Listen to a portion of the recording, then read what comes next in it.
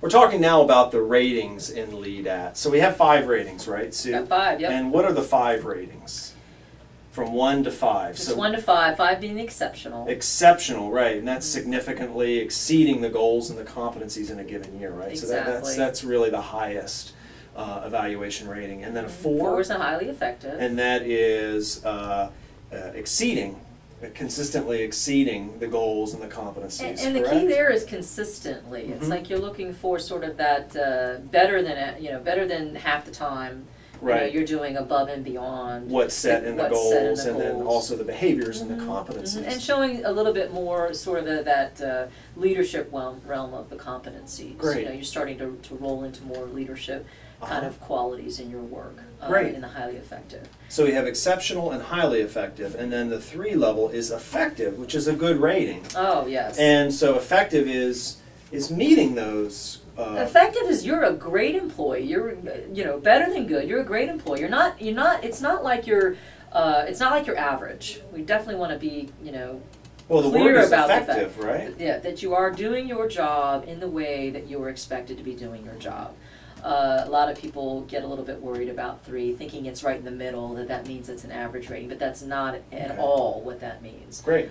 So we like to be clear about that it means you're doing a good job. Yeah, you're definitely solid, and you're solid. meeting your goals. Solid is a very good and word you're to doing describe. that work in a way that shows the behaviors aligned with those competencies. Exactly. Correct? Doing everything you're supposed to be doing. Okay, and then at the lower end we have inconsistent at a 2 and unsatisfactory at a 1. Correct. And inconsistent is kind of what it says, is it not? Yeah, inconsistent. So that's interesting. I mean, inconsistent really means that, and again, while I think it could have negative connotations, you don't want to think about it that way. You want to think about inconsistent as being, all right, I've got some areas that I need to work on. And normally what happens with an inconsistent is that you'll talk with your boss about, how do I improve? If it's an inconsistent rating on a competency, then you want to, figure out how you can get better at that competency. Right. Or if it's inconsistent on one of the goals that you worked on, there may have been factors that were beyond your control or that were in your control that you can then change going forward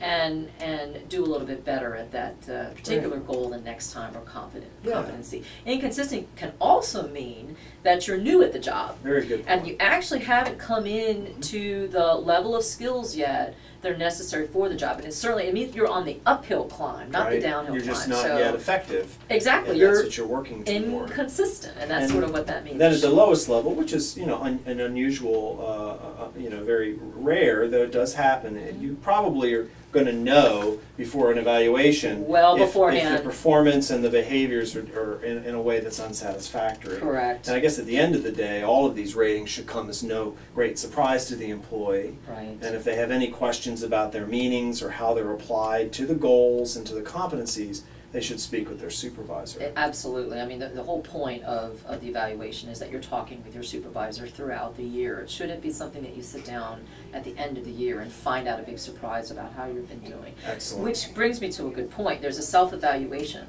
within our process.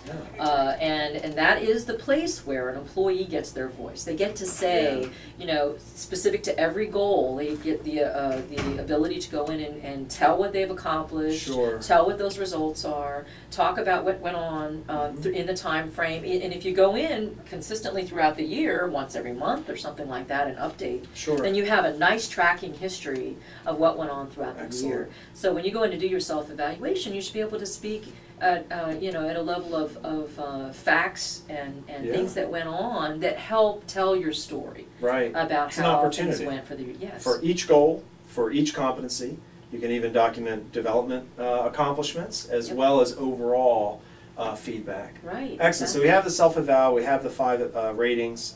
Again, it's all about the conversation with the supervisor and no surprises. That is the absolute most important thing. Great.